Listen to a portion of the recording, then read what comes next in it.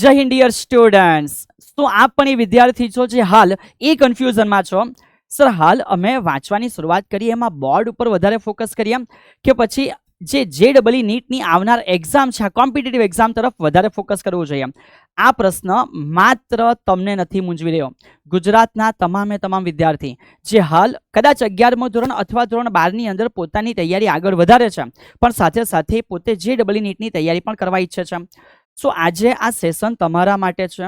કઈ રીતે સમયને ડિવાઈડ કરવું જોઈએ, સ્ટેપ બાય સ્ટેપ કઈ રીતે આગળ વધવું જોઈએ, જેથી તમે તમારા સમયની અંદર બોર્ડ એઝ વેલ એઝ જે ડબલઈ નીટ જે પણ કોમ્પિટિટિવ એક્ઝામ તમે આપવાના હોય એને મેનેજ કરી શકો.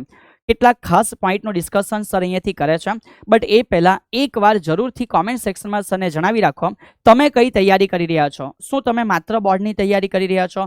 શું તમે બોર્ડ પ્લસ જે ડબલઈ અને સાથે સાથે સાહેબ અમે નીટ તો કે ભાઈ તો બાયોલોજીના બચ્ચા માટે છે, પણ તમામ વિદ્યાર્થી માટે વચ્ચે ગુજસેટ પણ આવી જતું હોય છે. સો ભયંકર ગૂંચવાડો થતો હોય છે અને આજે એ જ વસ્તુના સોલ્યુશન તરફ આપણે આગળ વધીશું. ચલીએ, આશા રાખીશ કે તમે તમારો ટાર્ગેટ નિર્ધારિત કરી દીધો હશે. હવે સ્ટાર્ટ કરીએ છીએ વાલા બોર્ડ અને જે ડબલઈ નીટ વિશે ડિસ્કશન. સો વેરી ફર્સ્ટ એ સમજવું જરૂરી છે કે કેટલો સમય કઈ જગ્યાએ આપણા માટે જરૂરી છે. કારણ કે બોર્ડની તૈયારી કરવી એનો મિનિંગ શું થશે? સાહેબ, અમારે કમ્પ્લીટલી એનસીઆરટી છે જોવાની છે. ફિઝિક્સ સબ્જેક્ટ હોય તો ત્યાં અમારે અલગ અલગ જે ડેરિવેશન આવે છે, જે અલગ અલગ સાબિતીઓ આવે છે, આપણે કમ્પ્લીટ કરવી પડશે. પછી એના ઇક્વેશન ઉપર ફોકસ કરવાનું છે. કેમેસ્ટ્રી છે, એની અંદર રાસાયણિક જે બનાવટો છે એને પ્રોપર વાંચવી પડશે, લાઇન ટુ લાઇન લખવાની પ્રેક્ટિસ કરવી પડશે અને પછી એના કન્સેપ્ટો મને યાદ રહેવા જોઈએ. સિમિલરલી બાયોલોજીની અંદર પણ જે બી લોંગ થીસીસ છે એને લખવાની હેબિટ પાડવી પડશે અને મેથ્સની અંદર પણ પુરવણીની અંદર સ્ટેપ બાય સ્ટેપ કેવી રીતે આપણે દરેક સ્ટેપ દર્શાવીએ તો પ્રોપર માર્ક્સ મળી શકશે. આવા તૈયારી તમારે લોકોને જરૂર પડશે જ્યારે તમે ફોકસ કરી રહ્યા છો બોર્ડની એક્ઝામ પર. પણ માત્ર બોર્ડ પર ફોકસ છોડીને સબ અમારું ફોકસ બોર્ડ વિથ જે ડબલઈ નીટની તૈયારી આગળ વધારવાનું છે. સો જ્યારે વાત જે ડબલઈ નીટની એક્ઝામ પર આવે છે ત્યારે આપણે જાણીએ છીએ કે હવે કોઈ લાંબી થિયરીઓ છે ને ડેરિવેશન સુધી પહોંચવાની જરૂર નથી. મને કન્સેપ્ચ્યુઅલ નોલેજ હોવું જરૂરી હોય છે. કેમેસ્ટ્રીમાં કોઈ લાંબી થીસીસો છે હવે એને ગોખીને યાદ રાખવાની જરૂર નથી, પણ એની એન્ડ પ્રોડક્ટ શું છે એ મને ખબર પડવી જોઈએ. બાયોલોજીની અંદર એનસીઆરટીની લાઈનોમાં છુપાયેલું રહસ્ય, એના કન્સેપ્ટ મને મોઢે થવા જોઈએ. તો ભાઈ આ બધી વસ્તુની અહીંથી જરૂર છે. મેનેજ કરવા માટે કેટલો સમય ક્યાં ફાળવવાનો છે એનું ડિસ્કશન આપણે આગળ વધારીએ છીએ. સો વેરી ફર્સ્ટ બેટા અહીંયાથી જે લેયર વાઇઝ સર તમને આઈડિયા આપે છે એમાં સૌથી પહેલું જે લેયર છે ધ્યાન રાખજો એ છે તમારા માટે એનસીઆરટી. સૌથી પહેલી સિનર્જી એ તમને એનસીઆરટીમાંથી મળે છે.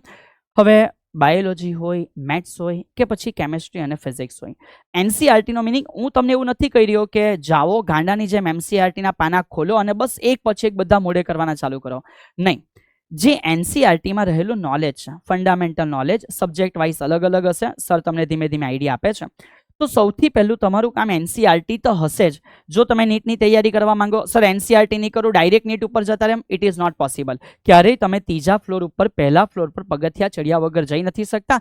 લિફ્ટ હોય ને તે પણ પહેલા ફ્લોરથી ત્રીજા ફ્લોર સુધી જાય છે, બરાબર છે? તો શાંતિથી સમજો, તમારું જે એનસીઆરટી છે તમારું સૌથી પહેલું સ્ટાર્ટિંગ પોઈન્ટ હશે.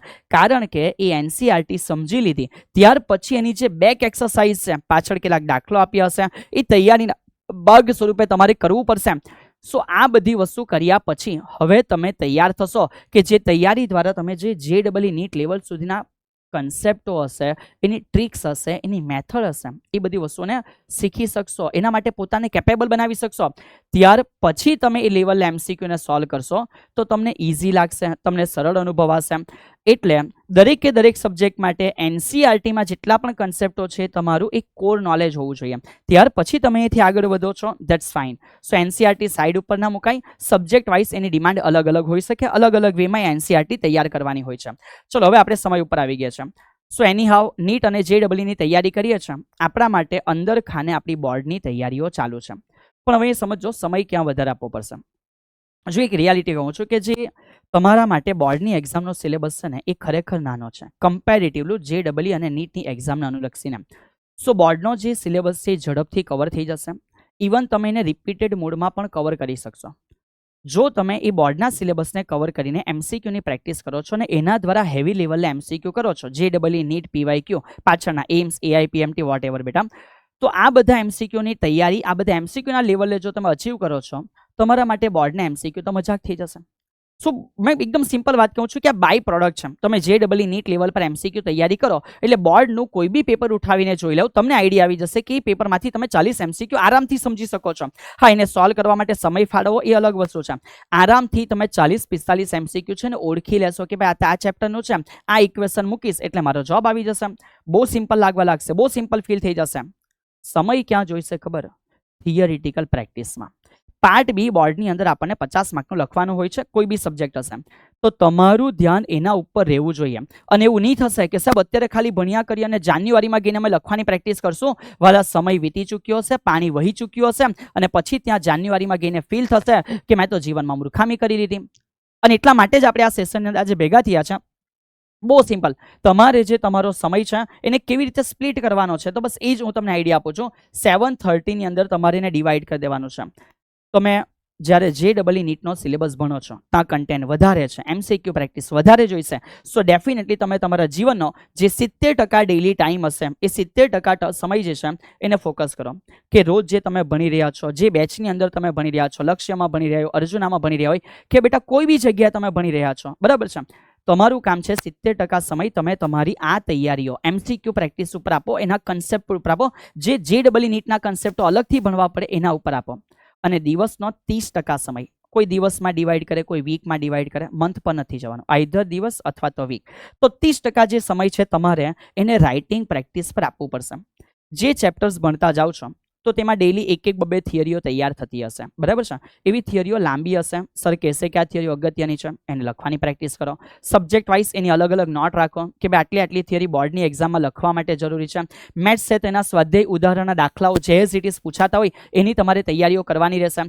તો એનું પણ કામ તમારું ડેઇલી અથવા વીકલી થવું જોઈએ, એને તમારે ખોરંભે ચડાવી દેવાનું નથી, બરાબર છે. તો એ કામ તમારા માટે બહુ સિમ્પલ હશે. અને ત્યાર પછી જે સેટરડે છે એને યુઝ કરો કે સેટરડે એક લોંગ રિવિઝન માટે વાપરી લેશો, જ્યાં થિયરી બી આવી જશે, MCQ પ્રેક્ટિસ બી આવી જશે, કન્સેપ્ટ પ્રેક્ટિસ પણ આવી જશે.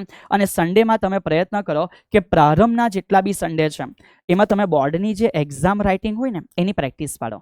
2 અવર્સના બદલે સ્ટાર્ટિંગમાં એક કલાક લખો કે 1 કલાક એક્ઝામનું પેપર મેં કેવી રીતે લખી શકો, પછી ધીમે ધીમે પાછળથી 2 કલાકની રાઇટિંગ પ્રેક્ટિસ આપજો, જરૂરી છે. હવે આ ટાઈમલાઈન તમે ફોલો કરશો, તેને ક્યાં સુધી ફોલો કરશો એ હું તમને આઈડિયા આપું છું.